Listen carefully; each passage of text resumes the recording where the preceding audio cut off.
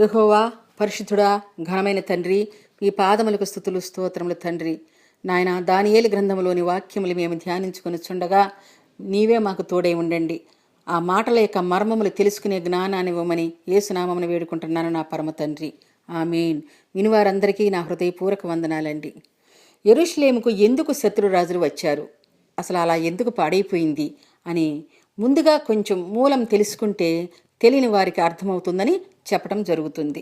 సముద్ర మట్టానికి 2577 అడుగుల ఎత్తులో ఉన్న మహారాజు పట్టణమైన యెరూషలేము 70 సంవత్సరాల వరకు పతనంలోనే ఉంది. ఎందుకు అలా అయిందనేది తెలుసుకుందామండి. దేవుని పట్టణమైన యెరూషలేము ప్రపంచంలో ఎత్తైన భూమిపై మహారాజు పట్టణంగా పేరుగాంచింది. మహారాజు అంటే దేవుని సన్నిధి, యెరూషలేము అంటే శాంతి సమాధానము అని. కాబట్టి అది అంత ప్రపంచ ప్రసిద్ధి చెందింది. ఇంత గొప్ప పట్టణము ఎందుకు ఇలా జరిగింది అని తెలుసుకుందాం. మొదటిగా యూదారాజైన దావీదు దేవుని యందు యథార్థత కలిగి చక్కని పరిపాలన చేశాడు. తరువాత కొంతమంది రాజులే మంచి పరిపాలన చేశారు. మరి కొంతమంది వారి చెడ్డ క్రియల వల్ల దేవునికి కోపం తెప్పించారు.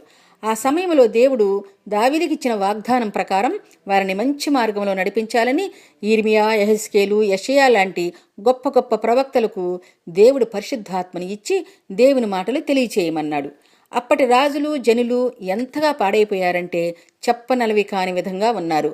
యెహోయాకీను ఏలుబడిలో యిర్మీయా ప్రవక్త గారైతే ప్రొద్దున్న మొదలుకొని సాయంత్రం వరకు ఆయన బ్రతికినంత కాలము అక్కడి ప్రజలకు వారి స్థితిగతులను తెలుపుతూ దేవుడు ప్రవక్తల ద్వారా చెప్పించే మాటలు వినండి అని బ్రతిమలాడి ఏడుస్తూ చెప్పేవాడు.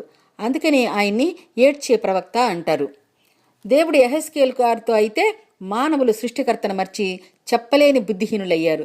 ఎంత చెప్పినా పెడచెవిని పెడుతున్నారు. కాబట్టి నువ్వు వీరందరూ విన్నా వినకపోయినా దేవుడు ఉన్నాడని, ప్రజలలో ప్రవక్తలను ఉంచి చెప్పిస్తున్నాడని వారికి తెలియచేయటానికి పెందలకడే లేచి ప్రకటన చేయమన్నాడు. ఎంత చెప్పినా వినలేని చెవులు, చూడలేని కన్నులు, గ్రహించలేని మనస్సు కల చెడ్డతరం వారైపోయారు అప్పటి ప్రజలు. అలాంటి రోజులలో హిజ్కియా అనే యూదుల రాజు దావీదును అనుసరించి యథార్థముగా ప్రవర్తించాడు.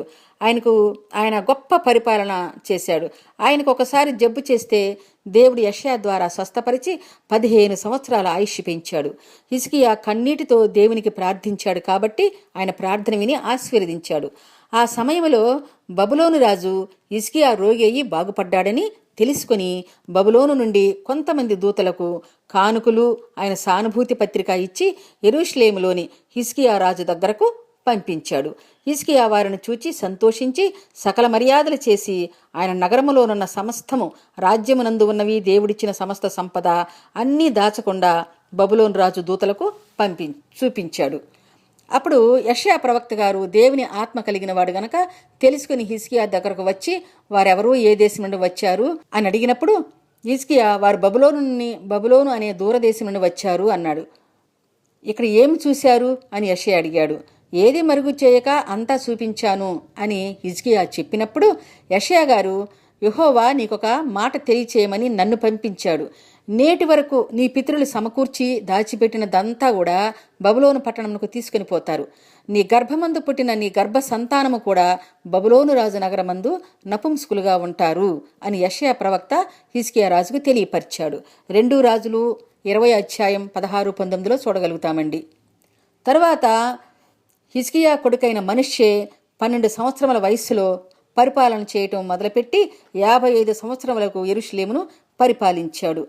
యథార్థముగా పరిపాలించిన తండ్రి అయిన హిజ్కియాను అనుసరించి పరిపాలన చేయలేదు. ఆయన చాలా చెడ్డగా పరిపాలన చేశాడు. ఆయన చేసిన విగ్రహారాధనకు, దురాఘాతాలకు, పాపములకు దేవునికి బహుగా కోపం వచ్చింది. ఎందుకంటే దేవుడు ఇశ్రాయేలు గోత్రస్థానములో నుండి యూదావారిని ఏర్పరచుకొని దావీదుకు సొలొమోనుకు ఇచ్చిన వాగ్దానమును బట్టి యెరూషలేములోని దేవాలయంలో నా నామము సదాకాలము ఉంచుతాను అని వాగ్దానమిచ్చాడు దేవుడు. అలాంటి దేవుని గొప్ప మందిరములో హిజ్కియా కొడుకైన మనష్షే అషేరా దేవత అని ప్రతిమని చేసి దేవాలయములోని దేవుని సన్నిధిలో ఉంచాడు. అప్పుడు యెహోవా ప్రవక్తల ద్వారా ఈ విధంగా చెప్పించాడు.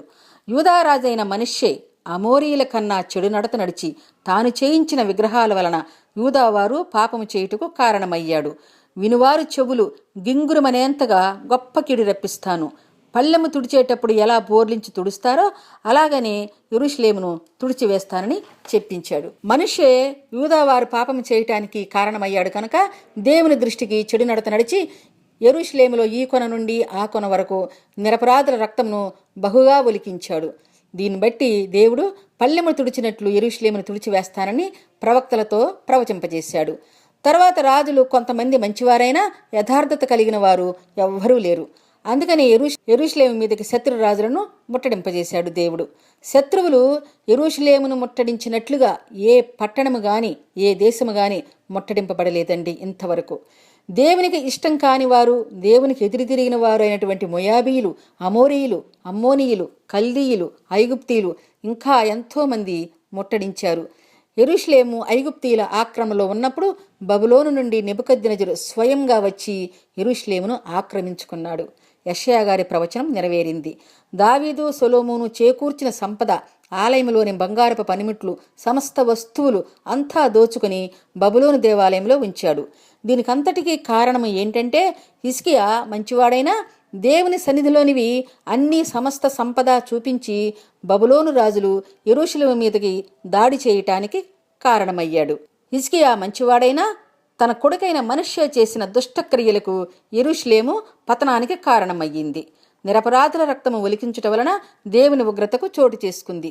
కొంతమంది రాజులు దుర్మార్గంగా ప్రవర్తించటం వలన యెషయా గారి ప్రవచనాల ప్రకారము బబులోను రాజునైన నెబుకద్నెజరు యెహోయాకీము ఏలుబడిలో ఒకసారి, యెహోయాకీను ఏలుబడిలో రెండవసారి దండెత్తారు. దేశములోని అతి పేదవారిని తప్ప ఎవ్వరూ లేకుండా మొత్తాన్ని తీసుకువెళ్లాడు. అధిపతులు, పరాక్రమశాలులు, కంసాలి వారిని, కొమ్మరి వారిని, యెహోయాకీను భార్యను, తల్లిని, జ్ఞానము గల పిల్లలను, యెరూషలేముని సమస్త సంపద కూడా బబులోనుకి చెరపట్టుకుని పోయారు. ఆ సమయంలోనే దానియేలు 14 సంవత్సరం గలవాడై చెరపట్టబడ్డాడు. కీర్తన 44:20 ఉన్నట్లుగా మా దేవుని నామము మేము మరిచి ఉన్న ఎడల, అన్య దేవతల వైపు మా చేతులు చాపిన ఎడల, హృదయ రహస్యములెరిగిన దేవుడు ఆ సంగతి పరిశోధింపక మానునా అన్నట్లుగా వీరందరూ చెరపట్టబడ్డారండి. యెరూషలేము వారి మీద, యూదా వారి మీద యెహోవాకు కోపం వచ్చినందున యెరూషలేము నుండి వారిని తరిమివేయాలని నెబుకద్నెజరును ప్రేరేపించాడు. ఈ విధంగా మహారాజు పట్టణమైన యెరూషలేము పతనమయ్యింది. 70 సంవత్సరాల వరకు పతనములోనే ఉంది. ఇప్పుడు దానియేలును గురించి విందామండి. దానియేలు అంటే దేవుడే నా రాజు, గాడ్ ఈజ్ మై జడ్జ్.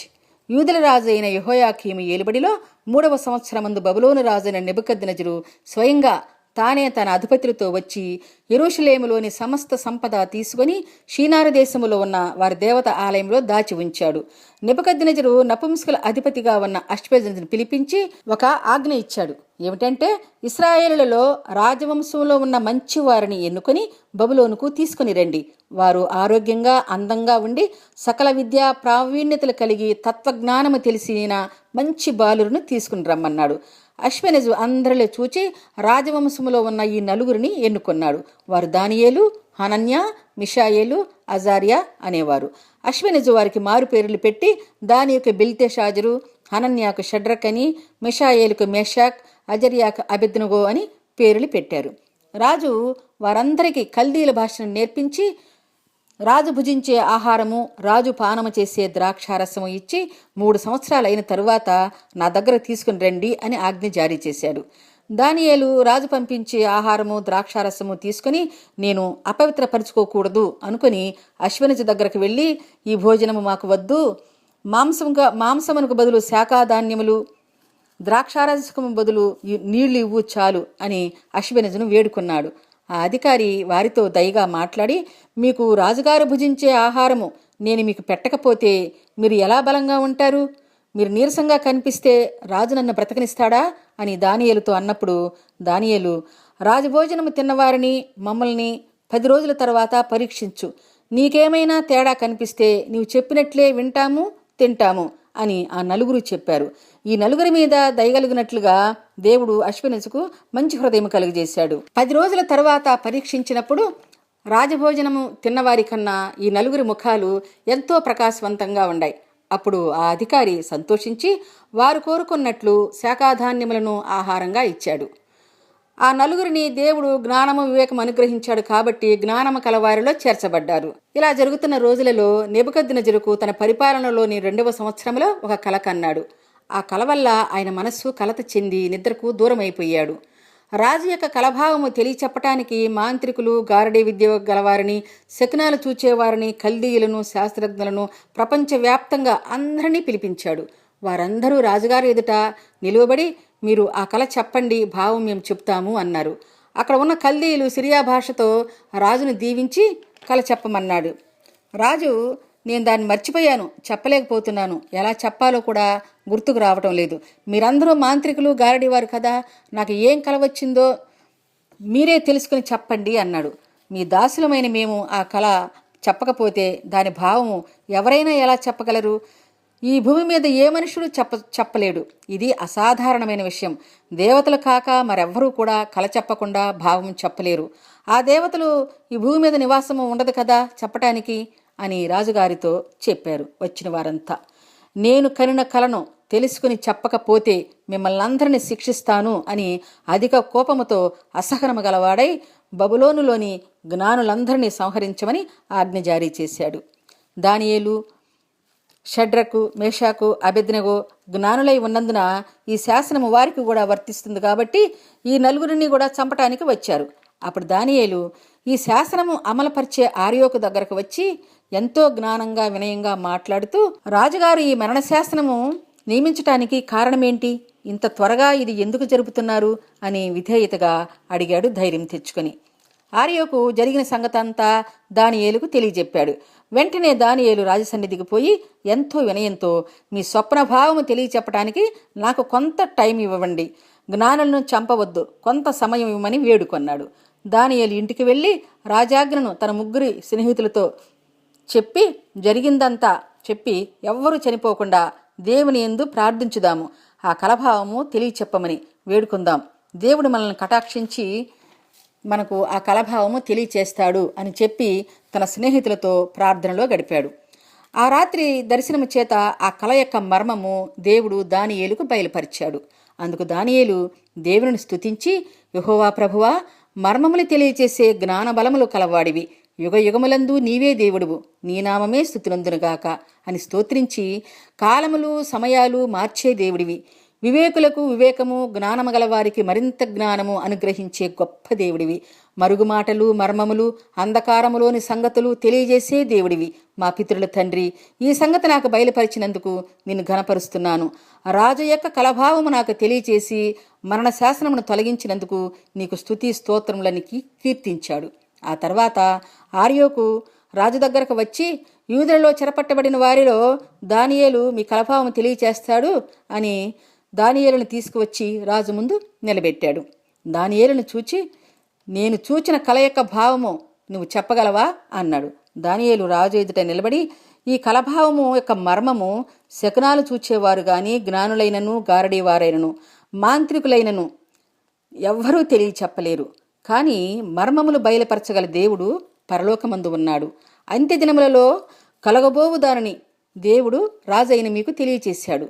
మీరు మంచము మీద పండుకొని ప్రస్తుత కాలము గడిచిన తరువాత రాబో కాలంలో ఏమి జరుగుతుందో అని మనోచింతన గలవారై ఉన్నప్పుడు భూత వర్తమాన భవిష్యత్ కాలములు తెలిసిన ఆ మహాదేవుడు జరగబోయే సంగతులన్నీ మీకు తెలియచేశాడు. ఇక్కడున్న వారందరికన్నా నాకు ఎక్కువ జ్ఞానము ఉండటం వలన నాకు ఈ మర్మము బయలుపరచబడలేదు.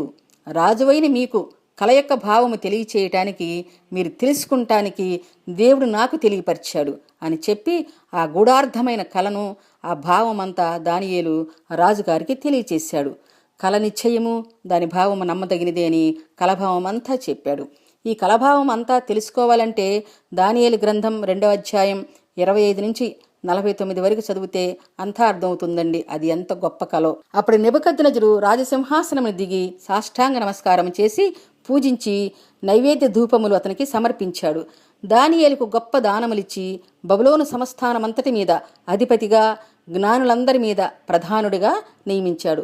దానియేలు రాజునద్ద మనవి చేసుకుని తన 3 స్నేహితులకు బబులోను సంస్థానం మీద విచారణకర్తలుగా నియమించాడు.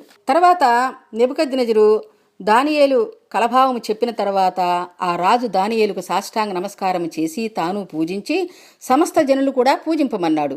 అంటే దానియేలు దేవుని ఆధిక్యతను గనపరిచాడు. నాకు కలిగిన కల యొక్క మర్మమును బయలుపరిచిన సమర్థుడవు, నీ దేవుడు దేవతలకు దేవుడు, రాజులకు ప్రభువును, మర్మములు బయలుపరిచే దేవుడిని కీర్తించి దానియేలుని సన్మానించాడు. ఆనాటి నుండి దానియేలు రాజసన్నిధిలోనే ఉంటున్నాడు. తరువాత కొంతకాలమునకు నెబుకద్నెజరు 60 మూరల ఎత్తు 6 మూరల వెడల్పు గల బంగారు ప్రతిమ ఒకటి చేయించి బబులోను దేశములోని దూరాయను మైదానములో దానిని నిలబెట్టించాడు. దేశములోని అతిథులందరూ చిన్నవారి మొదలుకొని పెద్దవారి వరకు అందరూ కూడా ఆ విగ్రహ ప్రతిష్ఠతకు వచ్చి ఆ ప్రతిమ ఎదుట నిలబడ్డారు. అన్ని వాద్యములు మ్రోగించినప్పుడు ఆ బంగారు ప్రతిమ ఎదుట సాగిలపడి నమస్కరించారు. ఎవరైతే నమస్కరించరో వారు వెంటనే మండుచున్న అగ్నిగుండములో పడవేయబడతారు. ప్రతిరోజు ఆ వాద్యముల శబ్దం వినినప్పుడు ఎవరెవరు ఎక్కడ ఉన్నా ఏ పని చేస్తున్నా వెంటనే లేచి ఆ విగ్రహాన్ని తలుచుకుని నమస్కారం పెట్టాలి, లేకపోతే అగ్నిగుండములో పడవేస్తారు అని ఒక శాసనం కూడా జారీ చేయబడి ఉంది. అందరూ నమస్కరించుతున్నారో లేదో అని పరీక్షించేవారు కూడా ఉండేవారు. ఆ సమయంలో కల్దీయులు వచ్చి యూదులపై రాజుకు నెపములు చెప్పారు. ఏమని అంటే, రాజా, షడ్రకు మేషాకు అబేద్నెగో అనువారు నీవు చేయించిన ప్రతిమకు నమస్కరించకుండా బానిసలుగా వచ్చినా మన దేశానికి మన ఆచారాలను పాటించకుండా శాసనమునకు వ్యతిరేకంగా ఉంటున్నారు.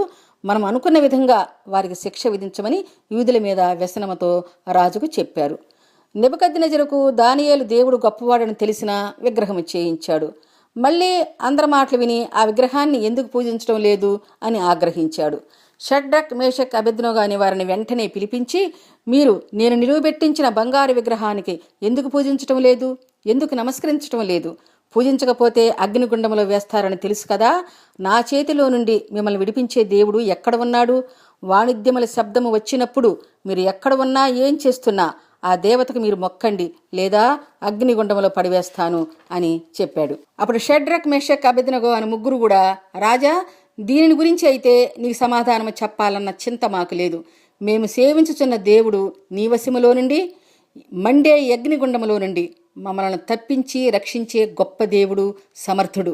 ఒకవేళ రక్షింపకపోయినా నీ దేవతను మాత్రము మేము పూజింపము. ఇది మీరు తెలుసుకుంటే మంచిది అన్నారు. రాజు వారి మాటలకు కోపం వచ్చి అత్యాగ్రహం కలిగిన వాడై ముఖమంతా వికారమైపోయింది. రోజు కన్నా అగ్నిగుండము 7 అంతలు ఎక్కువ చేయించాడు.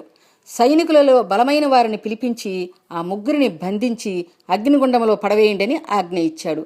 ఆ బలమైన సైనికులు ఆ ముగ్గురిని అగ్నిగుండములో పడవేసినప్పుడు ఆ వేడికి పడవేసిన సైనికులు ఆ అగ్ని జ్వాలలకు కాల్చబడి చనిపోయారు. ఎందుకంటే రోజు కన్నా 7 రెట్లు ఆ అగ్నిగుండాన్ని అధిగమించేశారు కాబట్టి. బంధింపబడిన షడ్రక్ మేషాక్ అబేద్నెగో ఆ గుండములో పడవేసినా వారు చనిపోలేదు. రాజుకు నెబుకద్నెజరు ఆశ్చర్యపడి లేచి చూస్తూ, ముగ్గురు మనుషులను బంధించి ఈ అగ్నిలో వేశాము కదా అని ఆయన మంత్రులను అక్కడ ఉన్న వారందరినీ అడిగాడు. అవును ప్రభువా, ముగ్గురినే వేశాము అన్నారు. మరి 4 మనుషులను బంధకములు లేకుండా తిరగటము నాకు కనిపిస్తుంది, వాళ్ళకి ఏ హాని జరగలేదు. 4వ వాని యొక్క ముఖము దేదీప్యమానముగా దేవతలను పోలి ప్రకాశిస్తూ ఉంది అని అందరితో చెప్పి రాజు వారి దగ్గరకు వచ్చి, షడ్రక్ మేషక్ అబేద్నెగో దేవుని సేవకులారా, రండి, బయటకు వచ్చి నా దగ్గరకు రండి అని అన్నాడు. అక్కడ ఉన్న వైద్యులందరినీ పిలిపించి వాడిని చూడమన్నాడు. అక్కడ ఉన్న ప్రజలు, పెద్దలు, వైద్యులు వారి ముగ్గురు దేహాలు చూచి పరీక్షించి వారి బట్టలు కానీ వెంట్రుకలు కానీ కాలలేదని తెలుసుకుని ఆఖరకు అగ్నివాసన కూడా వారికి అంటలేదు అని చెప్పారు. కీర్తన 37-39లో ఉన్నట్లుగా, యెహోవా నీతిమంతులకు రక్షణాధారము, బాధ కలుగునప్పుడు ఆయనే వారికి ఆశ్రయదుర్గము. యెహోవా వారికి సహాయుడై వారిని రక్షించును అన్నట్లుగా షడ్రక్ మేషక్ అబేద్నెగో అను వారిని దేవుడు తోడై రక్షించాడు. అప్పుడు రాజు వీరి దేవుడే పూజార్హుడు, ఆయన తన దూతలను పంపి ఆయనను ఆశ్రయించిన వారిని కాపాడే దేవుడు. వీరు నా ఆజ్ఞను ధిక్కరించి గుండంలోకి వెళ్ళి మా దేవుడు గొప్పవాడని తెలియపరిచారు. నేను నా బంగారు దేవతను పూజించాలి, లేకపోతే అగ్నిగుండంలో వేస్తాను అనే శాసనమును రద్దుపరుస్తున్నాను. ఈ విధంగా రక్షించే సమర్థుడు వీరి దేవుడు గాక ఎవ్వరూ లేరు. దానియేలుతో నేను కరుణ కలభావం చెప్పించిన దేవుడే ఈ దేవుడు. అది మరచి నేను తెలియక బంగారు విగ్రహం నిలిపి విగ్రహారాధన చేశాను, చేయమని చెప్పాను అని అక్కడ ఉన్న వారందరికీ చెప్పాడు. యూదుల మీద వ్యసనంతో అక్కడి ప్రజలు చేయించమన్నందున వారు చెప్పిన మాటలు విన్నాడు. కానీ వీరందరూ దేవుడు సత్యవంతుడు గొప్పవాడని ఇంకా తెలుసుకోలేకపోయాడు.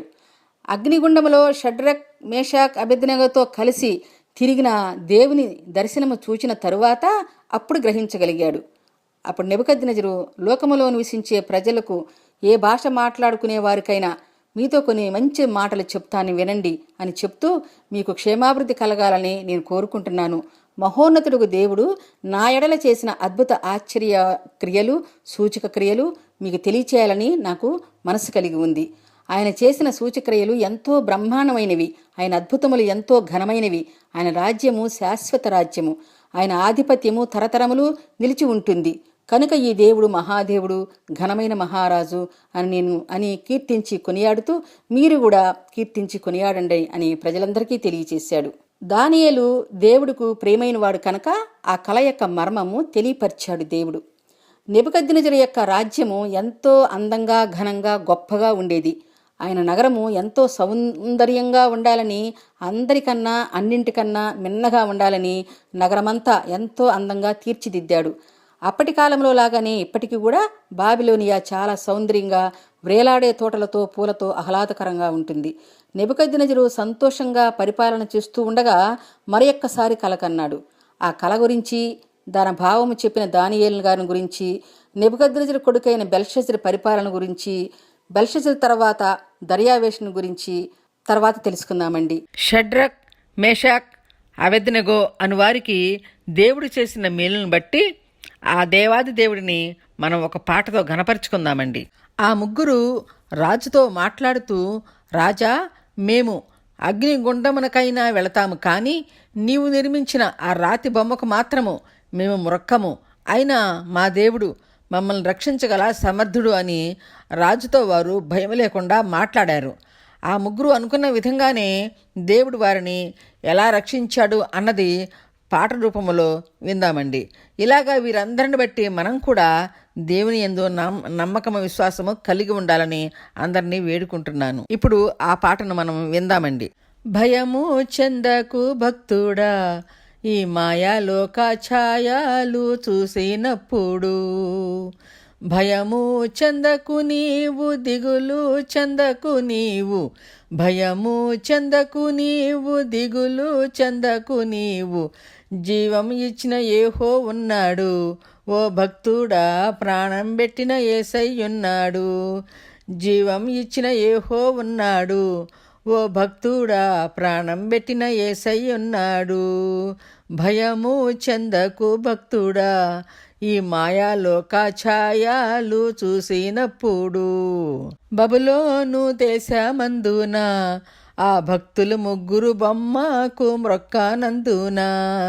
బబులోను దేశమందున ఆ భక్తులు ముగ్గురు బొమ్మకు మ్రొక్కనందున.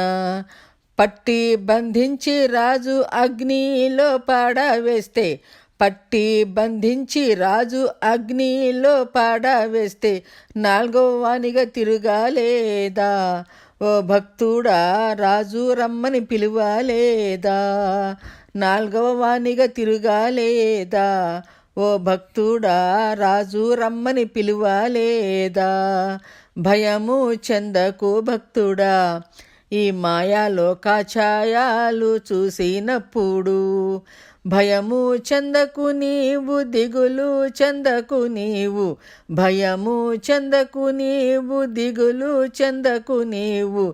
జీవం ఇచ్చిన యేహో ఉన్నాడు, ఓ భక్తుడా, ప్రాణం పెట్టిన యేసయ్యున్నాడు. ఐగుప్తు దేశమందున ఆ యోసేపు పాపము చేయనందున. ఐగుప్తు దేశమందున ఆ యోసేపు పాపము చేయనందున. పట్టి బంధించి రాజు చెరసాలలో వేస్తే, పట్టి బంధించి రాజు చెరసాలలో వేస్తే, రాజు కలను తెలుపలేదా, ఓ భక్తుడా, రాజు రమ్మని పిలువలేదా. రాజు కలను తెలుపలేదా, ఓ భక్తుడా, రాజు రమ్మని పిలువలేదా.